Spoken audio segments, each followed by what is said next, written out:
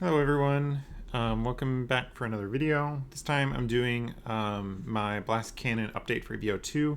I'm calling the kind of stable of decks that I play on a regular basis and keep up to date, just my Canon. So for right now, that is the Robin deck from OP09 and the Green Yellow Law from OP10. I'm hoping to add one deck to the Canon, so to speak, for each main set that comes out. I won't be adding one for EB02, but I will give you this update video for those things. First thing to start with, these lists and this analysis or whatever is mainly for starting points. I have not gotten a chance to super fine-tune these things, so please take these lists as kind of starting points and not as like super competitive lists. And then if you have any comments or suggestions in about either of these leaders, go ahead and leave those in the comments. So the first thing I want to go through is what is the meta that I'm trying to design into, and I'll use this as a guide point for kind of identifying what cards are useful for the meta. I took this from the TCG Matchmaking's rankings as posted on Eggman's site, so credit to both of those guys where it's due. So this is the meta that they had for the early weeks of EB02. So the decks that we're going to be focusing on are Shanks, Bonnie, Green Purple Luffy, Lim, Purple Luffy, Doflamingo, Mono Blue that is, Marshall D. Teach, the OP07 Rob Lucci, Reiju, and Usopp. So getting into it, we're going to start with Robin and kind of go through some of the tech cards and kind of the things you have to consider with each thing. Starting off with Shanks. Against Shanks, you want to really concentrate on taking life. You can't really outlast their top end. I've tried many a time and it never seems to work. So you want to try to be aggressive, swing bigger with leader ability early, and try to land the Burn Robin or the Captain Kid here to be able to take their life without spending any Dawn on your leader ability. And you also want to take second to delay the Rush Sinks. That's just a hard matchup. This is what I found is probably the best you can do to set yourself up to win, but it's always going to be an uphill battle no matter what. The next deck to talk about is versus Blackbeard.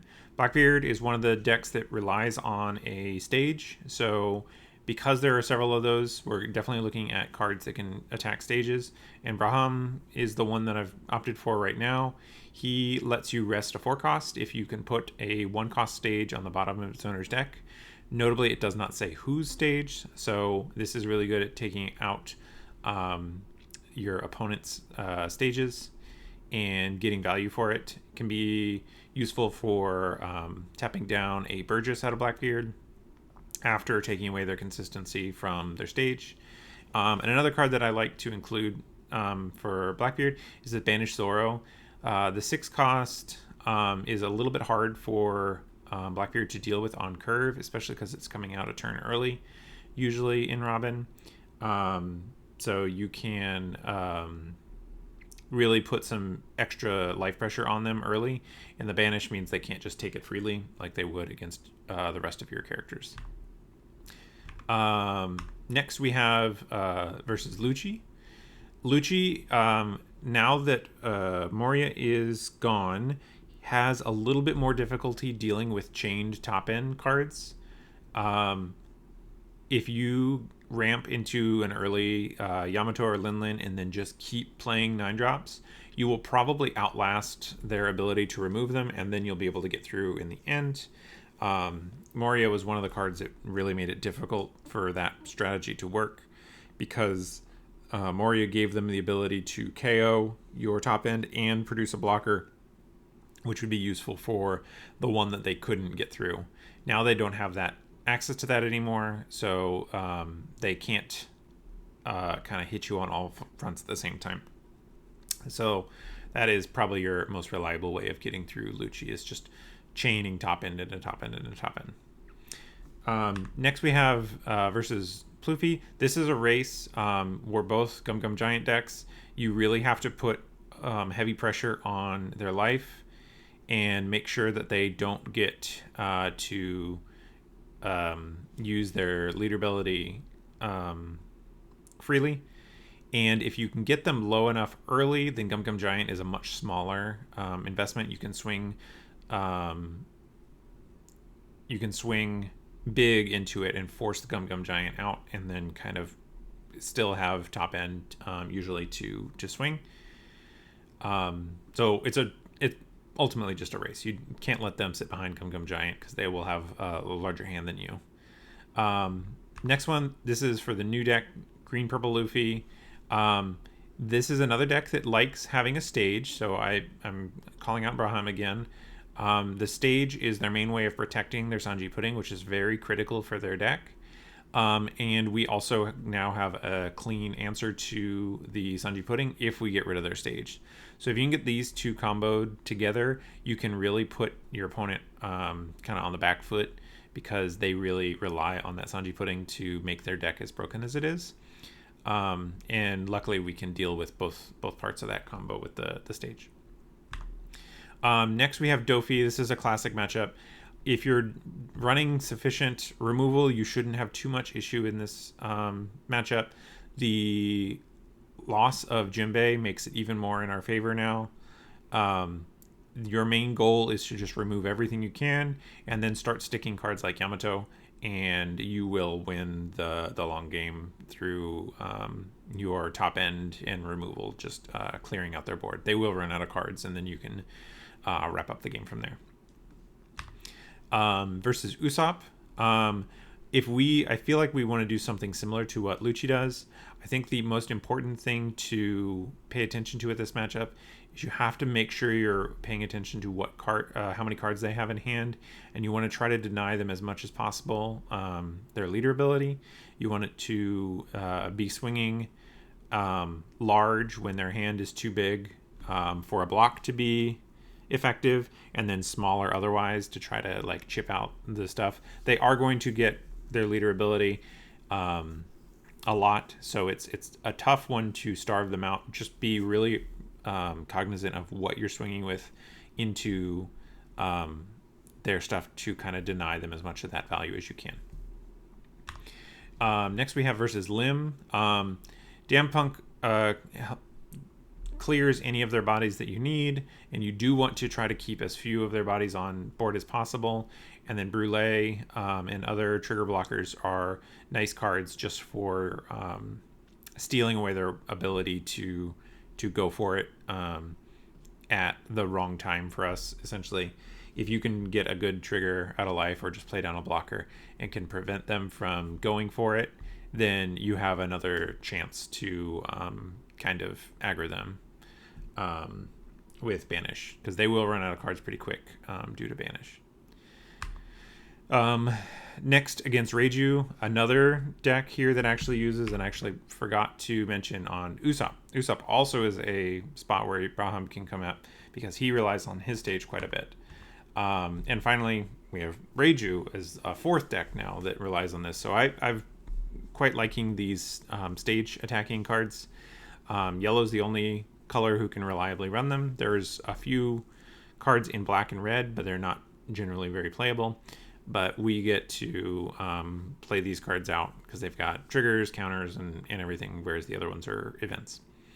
Another upside to this one is you can put their stage to the bottom, and you can rest their Porsche and let you swing into it, so you can drain even more cards out of their hand and prevent them from putting on too much pressure on you if you can get the Porsche off the battlefield.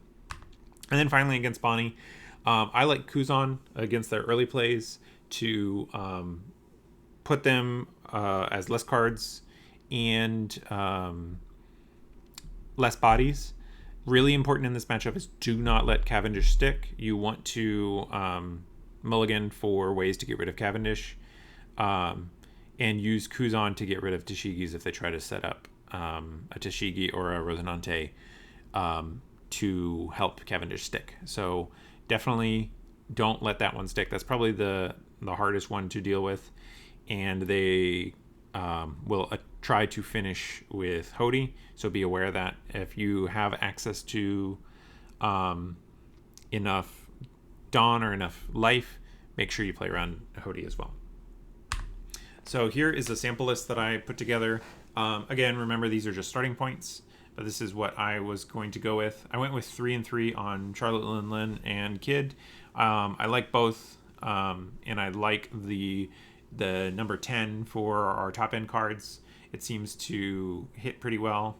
I'm running 3 copies of Zoro for the Blackbeard matchup, as well as 3 copies of Braham for all of the stage matchups. He can be dead in non-stage matchups, so I didn't want to include too many of them. I'm running 6 of the trigger blockers as just ways to give yourself outs to win. And then because I'm not running any ace, I'm running 3 Gum Gum Giants and 2 You're the One Who Should Disappear. And I'm running the full 4 Nico Robins to go with those kids to kind of buff out our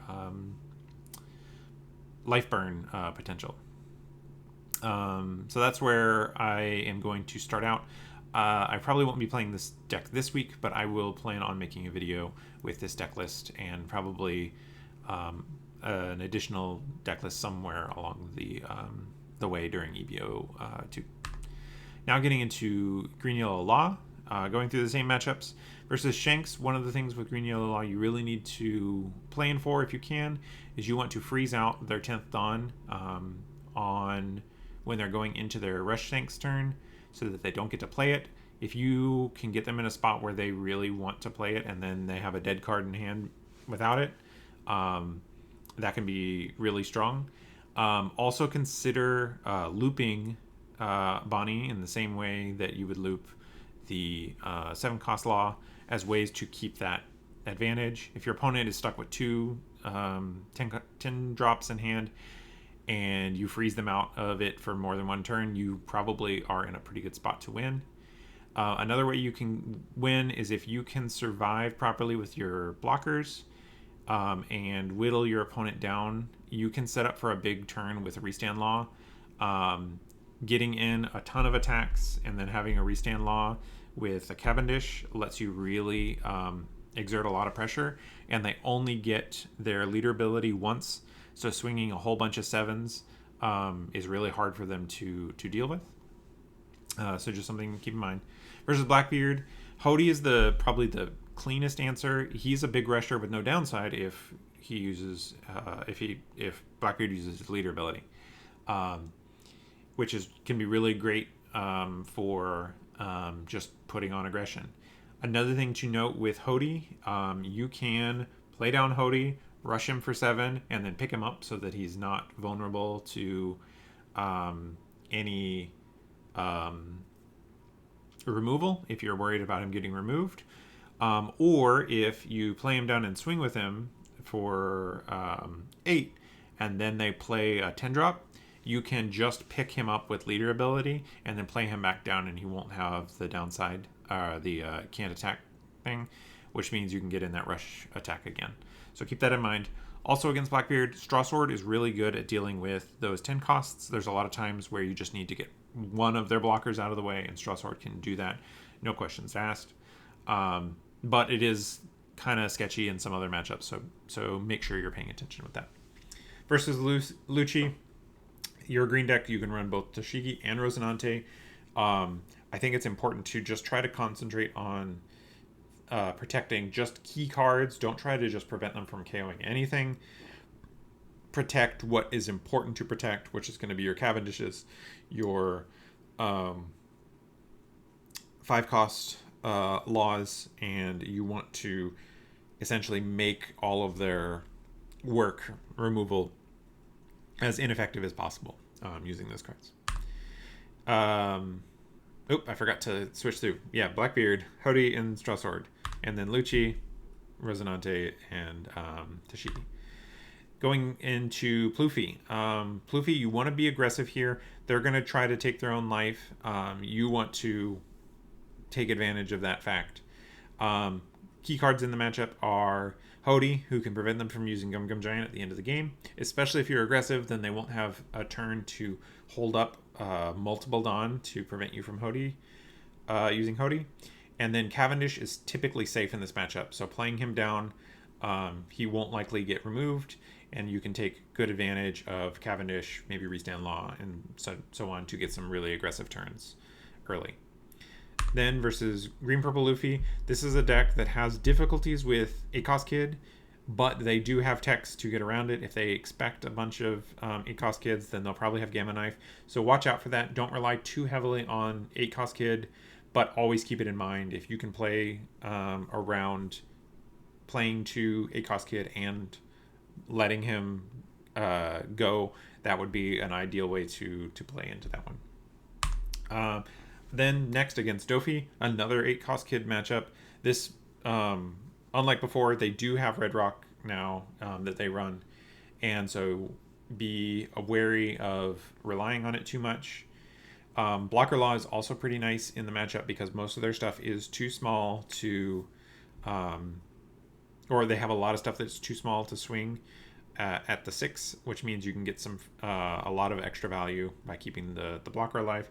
It does die to the Gamma Knife, and Gravity Blade, and Gravity Blade is really strong against the deck. So try to play down the Blocker Law, get as much value as possible, get the blocks, and if they have the Gravity Blade, make sure you are trying to play around it and hold a little bit back so that you can play back to the board right after they use the Gravity Blade.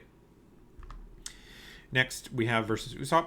Tashigi and Resonante, the same as it was with Lucci. Tashigi has a little bit of extra value here because it can prevent the bounce that you would get off of a Kairos. So keep that in mind, that Tashigi gets a little bit extra value in this matchup. Then versus Lim, Radio Knife is nice in that you can rest their 1-cost Lim, KO their other character, and then swing into the Lim, or otherwise just swing into their characters. You kind of are taking advantage of the fact that they can't always restand all of their guys. And then there's a card that I'll show in the thing, the 3-cost Killer from the starter deck. His on play is KO a rested character. Sometimes you can set yourself up to snipe one of the Lim characters who are both under 3 cost. It's not super great in the matchup, but definitely pay attention to that if you run it. Then versus Reiju, this is another matchup where ACOS Kid is good. Watch out if they are playing around you with ACOS Kid, they may set up more than one Ichiji and not transform them right away. That's a good sign that they're trying to get you. They can also run Gamma Knife, so just keep in mind, it's another one of those matchups where 8-cost Kid is good, but they can do things to prepare for it, so make sure you don't put yourself dead to rights if they do deal with it. Then finally, we have versus Bonnie. You can use your leader ability after you attack to try to get as much value as possible, or deny them as much value as possible from their leader. It's likely going to be an annoying leader ability to deal with no matter what. And then also make sure you set up a spot where you can use Bonnie to tap down their Dawn and then go for lethal. You do get to generate a bunch of attacks, and if you can turn off their leader effect with Hody, then you can get all of your attacks through, especially because you want to have maybe a Cavendish on board, and if you go to do any attack, the Cavendish is going to be the first guy who's tapped down if you're not attacking with him. So just keep that in mind. So here's a sample deck list I have for this one. My top end here is I'm just running one of the Kid. Even though it's good in a lot of matchups, the matchups aren't the super highest play rates. And because we're running 8 searchers that can find it, even the 1 copy is probably enough if you really need it for a matchup to find it. The rest of the top end is going to be 3 of the Law and 3 of the Hody. Very strong into a lot of varied things, either through looping your law to last really long or just playing out Hodies and going for game. I split 1-1 for Straw Sword and Radio Knife.